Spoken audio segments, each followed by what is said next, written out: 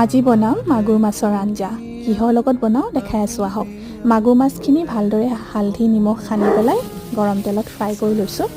এতিয়া আনফালে কেইখিলামান নৰসিংহ পাত, ভেদাইলতা পাত, কেইফুটামান নহৰু, কেইটামান জালুক আৰু অকণমান জিৰা দি ভালদৰে পানী অকণমান দি পিচি ল'ম। আনফালে মোৰ মাছকেইটাও ভালকৈ ফ্ৰাই হৈ গ'ল। এতিয়া এটা এটাকৈ অজৰাই সেইখিনি তেলতে অকণমান পিঁয়াজ, কেইটামান মেথি গুটি, হালধি, নিমখ আৰু বইল কৰা আলু কেইডোখৰমান দি ভালদৰে ভাজি ল'ম।